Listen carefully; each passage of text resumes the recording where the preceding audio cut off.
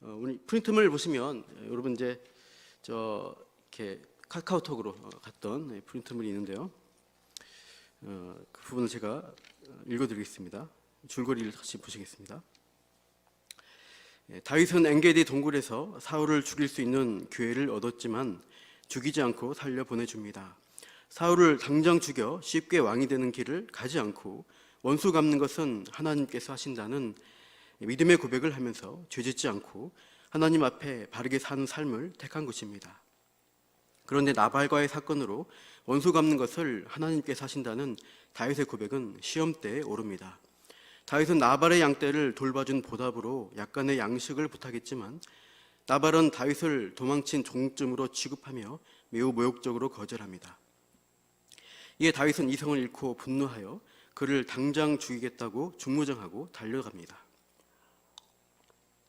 이때 나발의 하인 중 한 사람이 안주인 아비가일에게 상황을 보고하고 지혜로운 아비가일은 재빨리 양식을 준비하고 나가서 다윗을 만나 그를 제지하게 됩니다. 아비가일의 지혜로운 대처에 다윗은 자신이 직접 보복하는 것을 막으신 하나님을 찬양하며 평안히 돌아갑니다. 그리고 얼마 후 다윗에게 원수와 같이 행한 그 나발을 하나님이 치심으로 하나님의 갚아주심을 확인하게 됩니다. 오늘 본문 제목, 다윗의 보복을 막으시는 하나님, 다윗의 보복을 막으시는 하나님이란 제목으로 수요 말씀 나누겠습니다. 우리 지난 수요일 우리가 다윗이 엔게디 동굴에서 사울을 죽일 수 있는 기회를 얻었죠. 그럼에도 여호와의 기름 부음 받은 자를 결코 해하지 않겠다는 각오로 다윗은 자신의 감정과 어떤 힘을 잘 절제했습니다. 그러니까 무력과 힘을 사용해서 쉽게 왕이 되려는 죄의 유혹을 잘 이겨낸 것이죠. 사무엘상 24장 12절, 여호와께서는 나와 왕 사이를 판단하사 여호와께서 나를 위하여 왕에게 보복하시려니와 내 손으로는 왕을 해하지 않겠나이다. 이렇게 원수 갚는 것을 하나님이 하신다는 믿음을 고백하면서 다윗은 하나님 앞에 죄짓지 않고 올바르게 사는 삶을 잘 선택했습니다. 그런데 오늘 본문 25장에서 보이는 이 다윗의 모습은 인내하고 감정을 절제했던 모습과 대조적입니다. 다윗은 나발이라는 사람에게 너무나 쉽게 감정이 폭발했고 이성을 잃고 나발의 집안을 몰살시키겠다, 이렇게 맹세까지 하면서 칼을 차고 달려나가는 모습을 보여줍니다. 다행히 아비가일이라는 현명한 여인을 통해서 이 다윗의 흥분한 감정과 복수심이 진정되고 그 원수 갚음이 하나님께 있음을 다시 믿음을 회복하고 다윗은 평안하게 물러갑니다. 그리고 25장 마지막에 그 하나님의 공의로 이 나발이라는 사람이 원수 갚음으로 문제가 해결되는 것들을 보게 되죠. 그러면 오늘 본문을 통해 이 다윗의 복수심이 어떻게 해소되는가, 그 다윗이 어떻게 하나님의 말씀에 순종하며 하나님의 일하심을 경험할 수 있었는지를 우리 오늘 본문을 통해서 자세히 살펴보겠습니다. 먼저 나발의 모욕과 다윗의 분노라는 측면인데요. 25장 1절 보시면 사무엘의 죽음에 대해 소개합니다. 사무엘의 죽음에 온 이스라엘 무리가 모여 그를 두고 슬피 울며 라마 그의 집에서 장례를 치렀다고 합니다. 사울에게 쫓기던 이 다윗에게 있어서 사무엘은 중요한 후원자이자 영적 멘토였습니다. 그런 후원자를 잃어버린 다윗은 이제 사울의 위협으로부터 더 멀리 떨어지기 위해서 어디로 갑니까? 1절 하반절 보시면 남쪽 지역입니다. 바알한 광야, 다른 이름으로 마온 광야로 내려갔다고 합니다. 이제 다윗은 이 척박한 광야에서 이제 홀로서기 하면서 계속되는 이 위기를 견뎌내야 했습니다. 그런데 이 마온 광야에 한 부자가 같이 있는데 2절에 보시면 마온에 한 사람이 있는데 그의 생업이 갈멜에 있다고 합니다. 이 갈멜은 엘리야 선지자가 활동 갈멜산이 아니라 이스라엘 북부가 아니라 유대 남쪽 지방 갈멜로 추정됩니다. 마온 광야에서 가까운 쪽에 이 갈멜이라는 곳을 무대로 목축을 하는 나발을 소개하는데 나발의 이름보다 먼저 그가 가진 소유를 보여주고 있습니다. 2절 보시면 심히 부하여 양이 3,000마리요 염소가 1,000마리라고 구체적으로 언급합니다. 아브라함 시대 유명한 욥의 가축 숫자처럼 굉장히 많은 거부입니다. 그러니까 가축 규모가 1000단위라는 대목장주 같은 이 소유주, 그 사람의 이름이 뭐냐? 이게 3절에야 소개가 되죠. 3절. 그 사람의 이름은 나발이요, 그의 아내의 이름은 아비가일이라. 그러니까 본문은 의도적으로 그의 넘치는 부를 그의 이름보다 앞셈으로써 이제 나발이라는 사람은 재물이 그의 인격보다 우선순위에 있는 탐욕적인 존재로 그립니다. 게다가 3절 끝에 보시면 이 나발의 인격에 대해서 완고하고 행실이 악하다라고 평가하죠. 그러니까 나발은 가진 소유에 비해서 그의 인격이 턱없이 모자라고 소유된 탐욕이 그의 인격을 압도하는 그런 문제 있는 자였던 것이죠. 그러니까 그는 재물에 살고 재물에 의해 살고 재물을 위해서 사는 물질 중심적인 사람이라고 할 수 있습니다. 반면에 그의 아내 아비가일은 총명하고 용모가 아름답다고 합니다. 한마디로 나발은 어리석은 사람인데 반해서 그의 아내 아비가일은 지혜로운 사람이라고 소개합니다. 이렇게 인격적으로 큰 차이를 보이는 이 두 인물, 이렇게 대조적으로 나오는데 마지막 그 결과와 운명 또한 큰 차이를 보이게 됩니다. 오늘 본문 4절 보시면 이제 본격적으로 다윗과 나발 사이에 일어나는 사건이 소개됩니다. 4절, 다윗이 나발이 양털 깎는다는 소식을 들었습니다. 이 목축업자에게 있어서 양털 깎는다는 사실은 농사꾼이 1년 농사에 소출을 거둔다는 것과 같은 의미입니다. 풍성하게 수확하는 매우 좋은 날이고 나발의 부유함이 가장 넘쳐나는 그때 다윗은 자신의 수하를 보내어 은혜를 구합니다. 먹을 것이 풍족하지 않은 광야에서 생활하는 다윗과 그 무리들은 참 먹는 데 있어서 참 힘들었을 것이죠. 그래서 먹을 음식을 좀 나눠 달라 요청하죠. 그 근거로 제시하는 것이 7절 보시면 다윗의 일행들이 나발의 목자와 함께 있으면서 그들을 지켜주어서 양떼 손실을 막아주었다는 이유를 말합니다. 15절 16절 보시면 그들이 밤낮 우리에게 담이 되어 주어서 다치거나 잃은 가축이 없었다는 나발의 목동이 그 사실을 밝히고 있죠.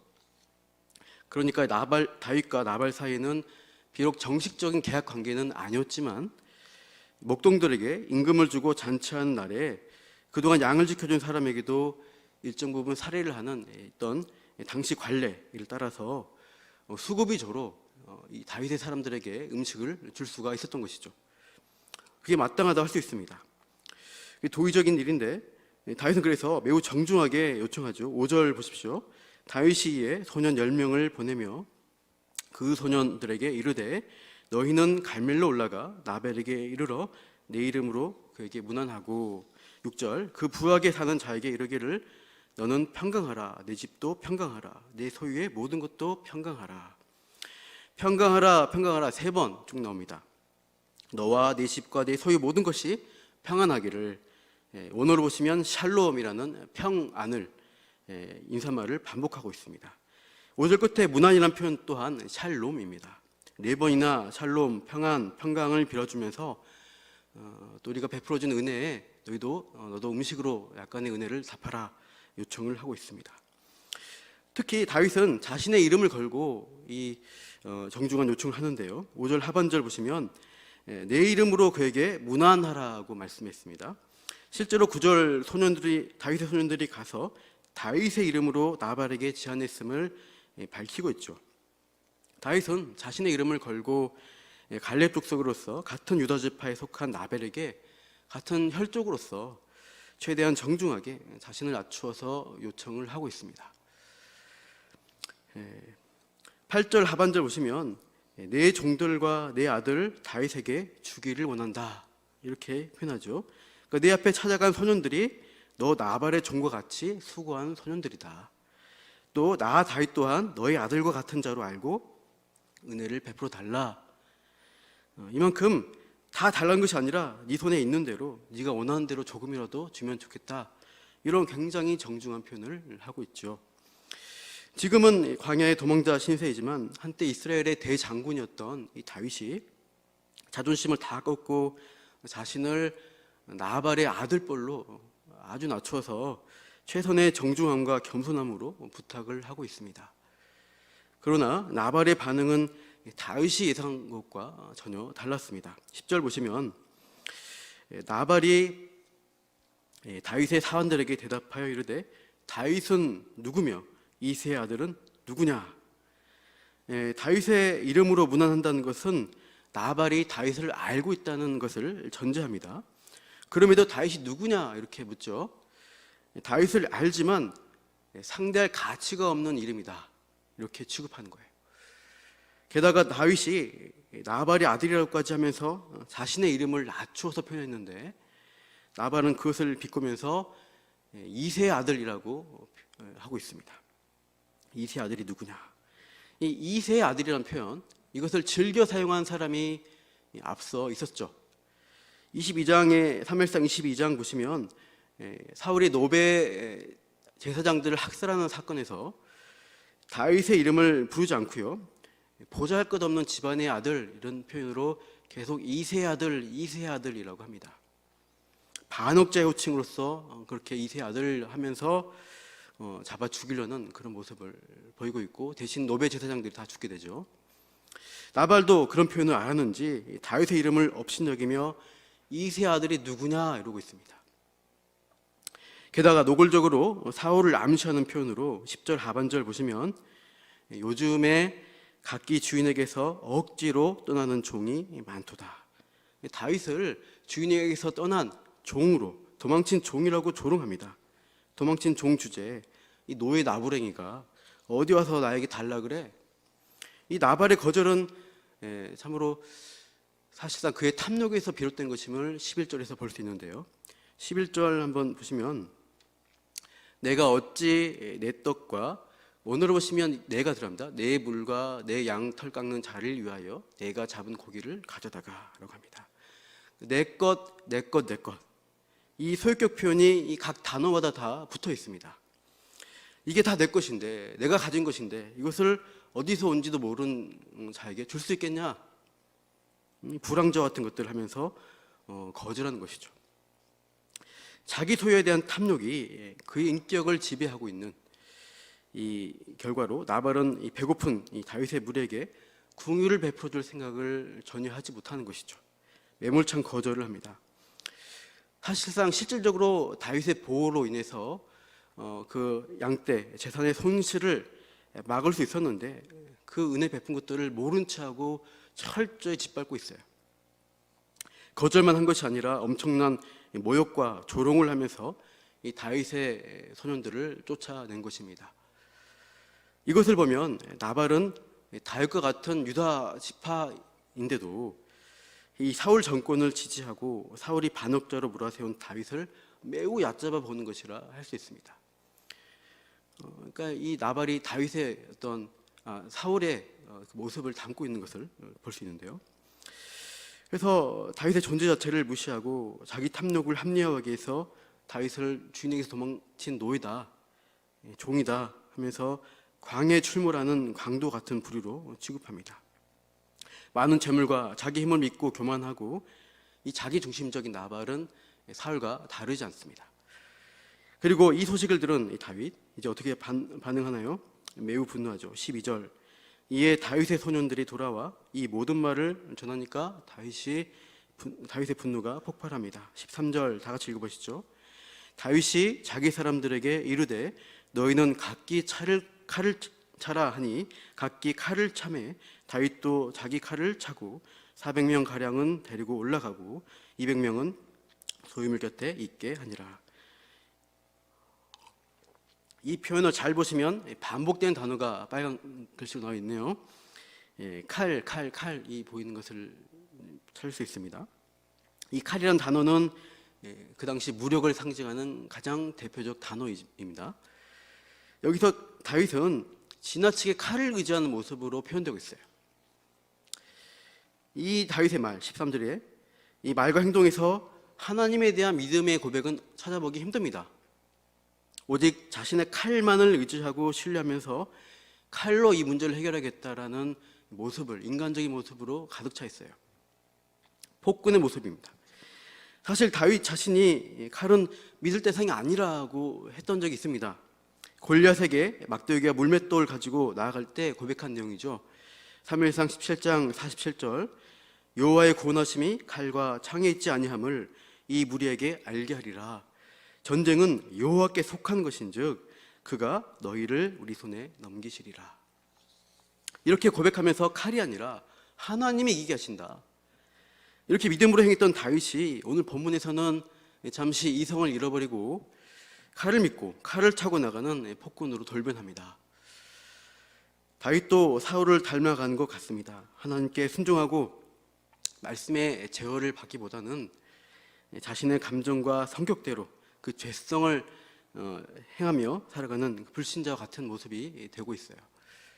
자신을 거절하고 모욕을 준 나발에게 복수하기 위해서 다윗은 자신보다 힘세고 여호와의 기름 부음 받은 왕인 사울에게는 24장 보시면 한없이 너그럽게 대했지만 상대적으로 힘이 약한 작은 사울인 나발에게는 힘으로 해결하는 이중적인 모습을 보여주고 있죠. 그동안 사울에게 억눌리고 억울한 누명 쓰고 반역자라는 모함으로 쫓겨온 지 여러 날이었습니다.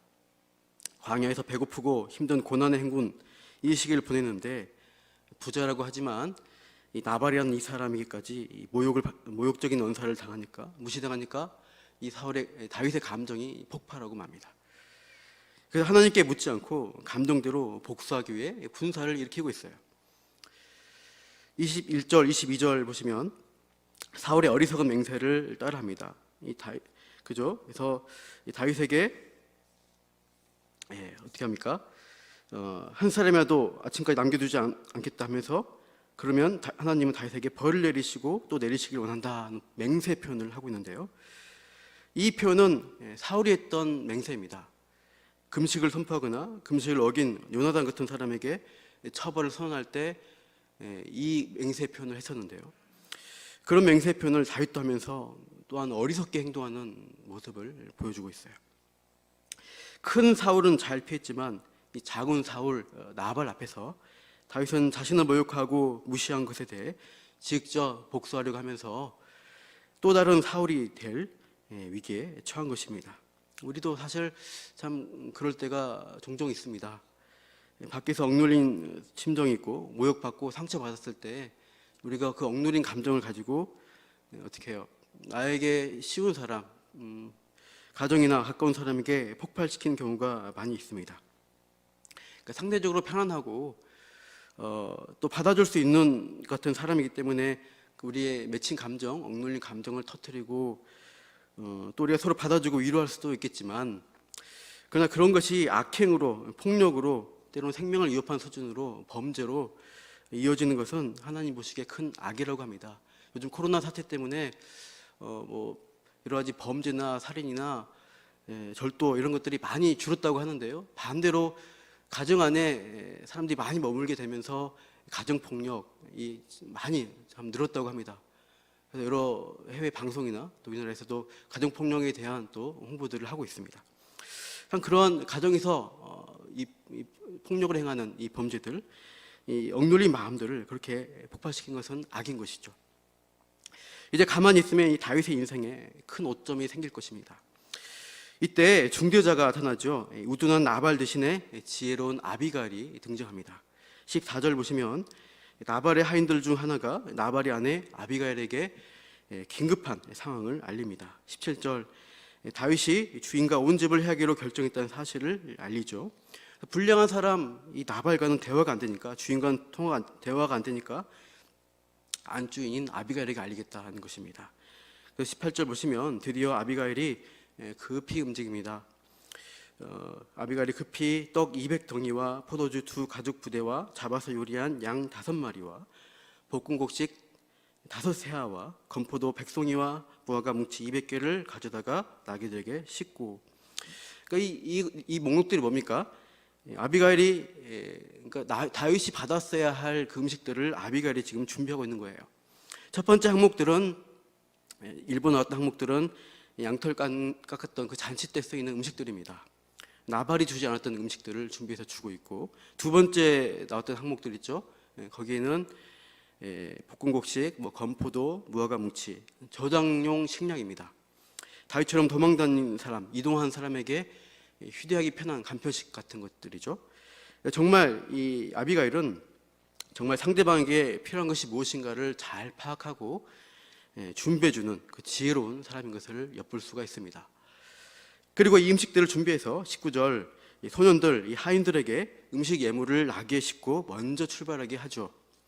아비가일은 그 뒤를 따라 홀로 나귀 타고 산길을 따라가고 있습니다.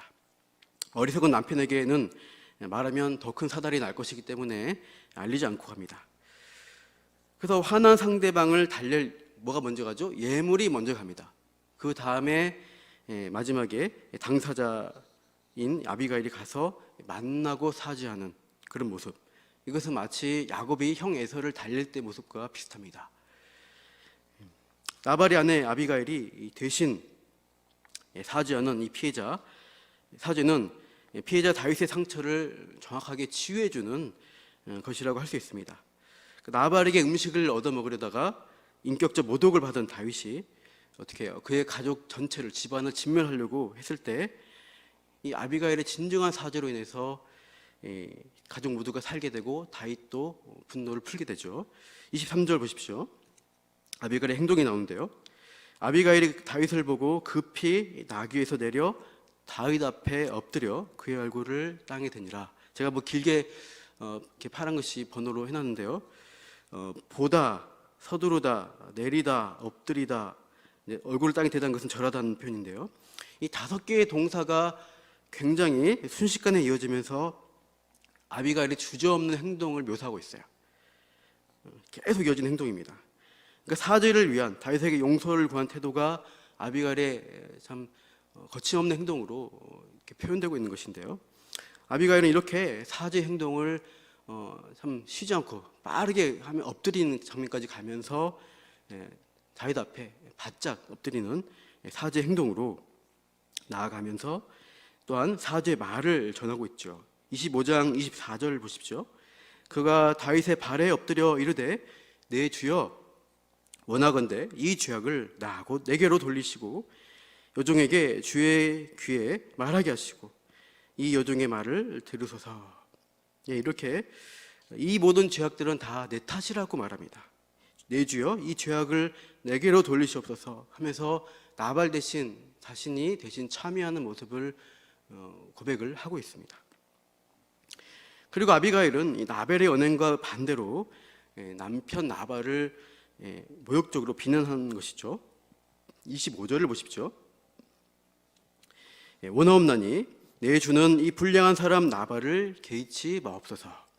그의 이름이 그에게 적당하니 그의 이름은 나발이라. 그는 미련한 자니이다. 여종은 내 주께서 보내신 소년들을 보지 못하였나이다. 이 말은 무엇일까요? 이것은 남편 나발이 다윗의 이름을 모르겠잖아요. 아까 다윗의 이름을 무시하고 그것을 염두에 두고 다윗이 받은 상처를 치유하는 말을 하는 것입니다. 다윗의 이름으로 나발에게 문안하고 요청을 했는데 나발이 다윗은 누구냐? 이세 아들 그건 누구냐 하면서 주인에게서 억지로 떠나는 도망친 종이다 이렇게 무시하고 조롱했는데 이 아비가일은 이 남편 나발의 이름을 모욕함으로써 그가 바보다, 그가 미련한 자다 이러면서 오히려 상처받은 다윗의 마음을 어루만져 주고 있는 것을 볼 수 있습니다. 이어서 27절에서 이 다윗의 부하들을 빈손으로 돌려보낸 이 나발의 악행으로 인한 다윗 상처 또한 치유하죠. 27절 아까 먼저 보낸 예물이죠. 여종이 내 주께 가져온 이 예물을 내 주를 따르는 이 소년들에게 주게 하시고, 여기서 예물이라는 단어는 그 바라크라는 복렬이라는 단어에서 나온 이렇게 브라카 복 축복이라는 단어입니다. 아비갈은 양털 깎는 이 축제의 날에 축복을 샬롬하면서 축복을 이렇게 선포하면서 찾아왔던 다윗의 사람들, 그러나 빈손으로 내쫓겨 갔던 그런 다윗과 다윗의 부하들의 상처를 축복이라는 단어를 통해서 그 이름의 예물을 통해서 치유하고 회복하는 그런 실질적인 도움을 주고 있는 것이죠. 이 예물을 받으셔서 한편 이 사죄의 과정 가운데 아비갈은 어떻게 말하는지 잘 보시면 몇 번이고 자신의 죄에 대해서 계속 고백합니다. 23절 아까 보신 대로 다윗의 분노의 원인을 내 것이라고, 내 탓이라고 돌렸죠. 25절에서 다시 한번 자신의 불찰이라고 고백하면서 28절 세 번째로 또한 자신의 잘못에 대한 용서를 구합니다. 주의 여종의 허물을 용서하여 주옵소서. 어떻게 보면 잘못한 것은 나발이지 아비가일은 전혀 관여하지 않았죠. 그러나 아비가일은 자신을 변호하기 위한 어떠한 핑계도 되지 않고 자신의 잘못이라고 인정하면서 다윗에게 납작 엎드려 용서를 구합니다. 이렇게 참여하며 용서를 구하는 태도, 이것은 자신의 약함을 알고 상대의 상처와 고통에 공감하고 하나님의 마음과 뜻을 아는 사람이 행할 수 있는 용기이고 치유의 어떤 모습이라고 할 수 있습니다. 그러니까 우리가 누군가에게 심각한 잘못을 저질렀을 때 그냥 미안해요, 뭐 용서해 줄 거지, 이렇게 쉽게 말해서는 안 되는 것이죠. 그것은 사죄가 아닙니다. 그 사람이 겪은 고통과 아픔에 대해서 철저히 공감하는 진정 어린 사죄의 언행이 나타나야 되는 것입니다. 정치 외교적 갈등을 빚고 있는 일본의 이 위안부 문제가 그런 관점으로 좀 봐야 할 필요가 있습니다. 일본 측에서는 보상할 거 다 했으니까 이제 과거사 이슈 그만 꺼내라, 이렇게 고압적인 태도로 하는 것은 진정 어린 용서를 구하는 태도가 아닙니다. 툭하면 위안부가 자발적으로 나간 것이지 하면서 과거 사실을 왜곡하는 말로 위안부 할머니들에게 상처 주는 언행은 진정 어린 사죄의 마음이 없다는 것을 보여주는 것입니다. 그 증거라고 할 수 있죠.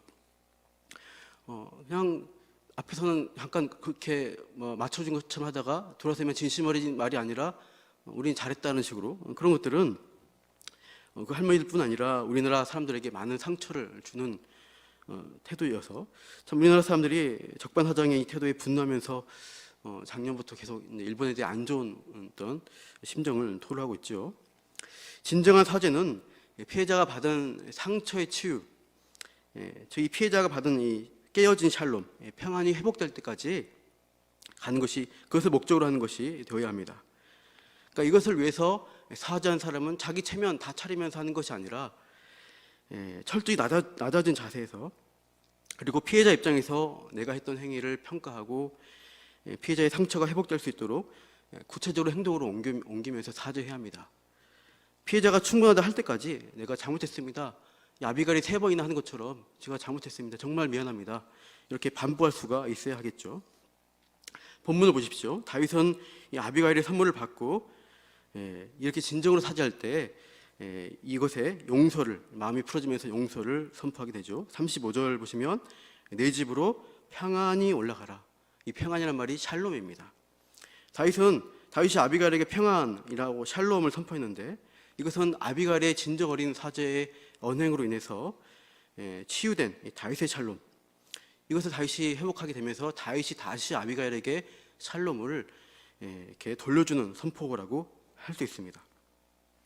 치유되고 회복된 샬롬이 서로에게 공명되면서 진정한 평안과 안식이 회복된 관계가 이 둘 사이에 이루어지고 있어요. 하나님이 이런 회복의 관계를 우리에게 원하시고 있어요. 이 회복의 관계를 위해서 아비갈은 어떻게 노력한 것이죠? 아까 봤듯이 다윗이 급히 가서 보자마자 낙에서 내려서 엎드려서 절하면서 참 죄송합니다, 잘못했습니다, 이 잘못을 저에게 돌리시옵소서 하면서 계속 다윗에게 참회의 말들을 했던 것입니다. 다윗의 상처와 피해를 치유할 때까지 구체적인 행동과 사죄의 말을 해야 되는 것입니다. 이렇게 다윗이 그녀의 사죄를 이제 받게 되었을 때야 이 아비가일은 36절 보시면 그제서야 자리에서 엎드렸다가 일어나서 자기 집으로 나발에게로 돌아가는 것입니다. 아비가일과 다윗 사이에 그러한 샬롬의 회복이 가능했던 이유가, 더 근본적인 이유가 또 있는데요. 이 둘 사이에 진정한 중재자가 무엇이냐? 바로 하나님, 그리고 하나님의 약속이 있었기 때문입니다. 다윗과 아비가일은 하나님의 뜻과 은혜를 아는 믿음의 사람이었기 때문에 이 샬롬이 회복이 가능했습니다. 특히 아비가일의 이 지혜로움은 이 하나님의 말씀과 약속을 알고 믿는 데서 나왔다고 할 수 있습니다. 그래서 한편으로 이 다윗의 분노를 진정시키는데 아비가일은 사제를 구하는 말 사이사이에 계속해서 하나님의 약속과 말씀을 들려주고 있습니다. 22절 보시면 나발의 집안을 전멸하겠다는 이 분노에 찬 이 다윗의 맹세에 대해 어떻게 대처하는가 보시면 그죠? 이 맹세에 대처하는 것이 26절입니다. 26절 보시면 여호와께서 살아계심에 대한 맹세로서 인간적 분노의 맹세를 누르는데요.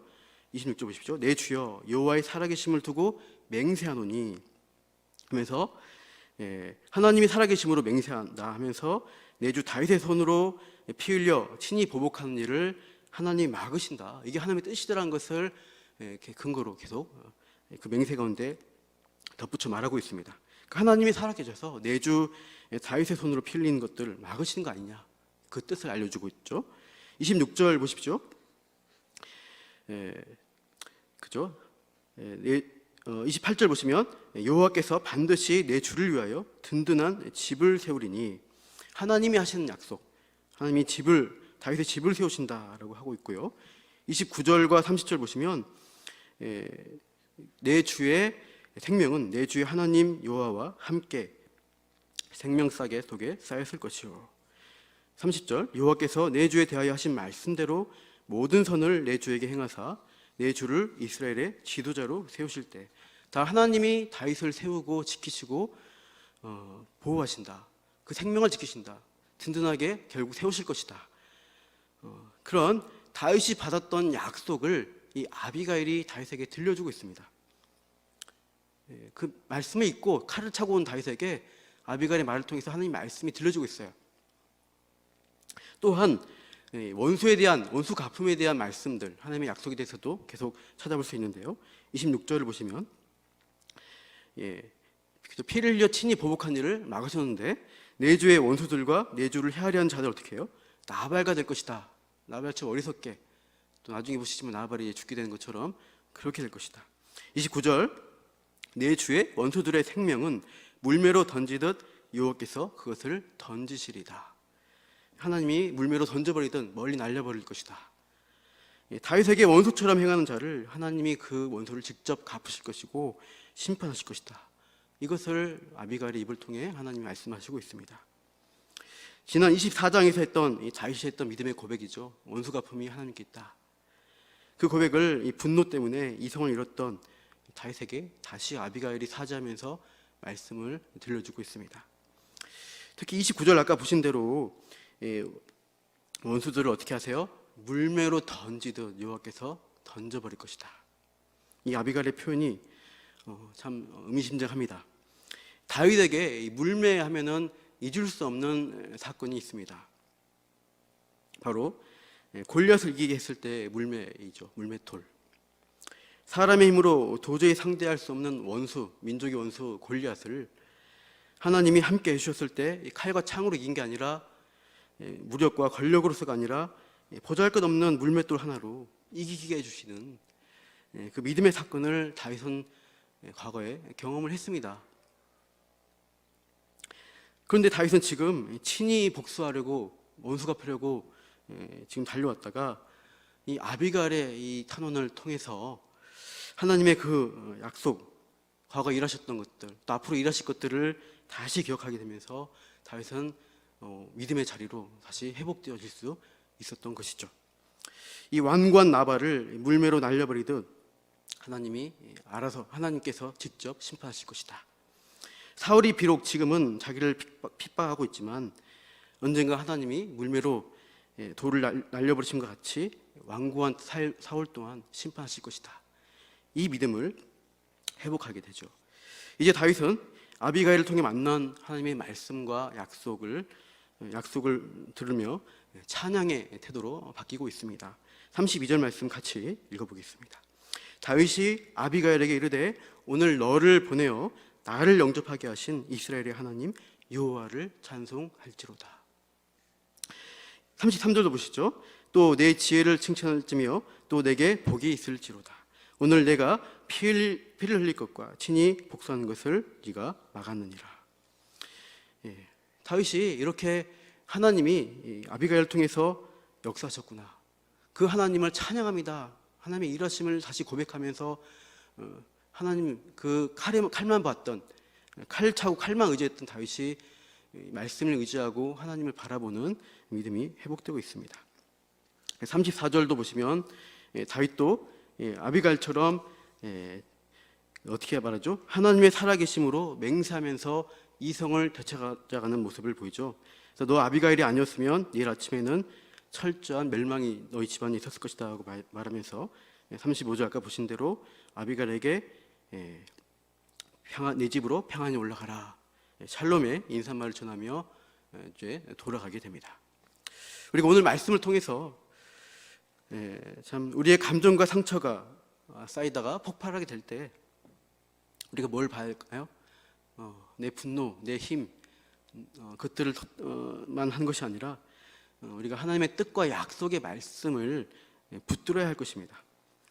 그러니까 한 발 물러서서 하나님이 보내주시는 사람의 말, 또 내게 보여주시는 성경의 말씀, 기억나게 하시는 그 약속의 말씀, 그것을 통해서 어리석은 길로 가지 않고 우리가 지혜로운 방법으로 순종하며 나아가야 하겠습니다. 하나님의 말씀이 나를 다스리도록 말씀이 온전히 나를 붙들어 매십시오.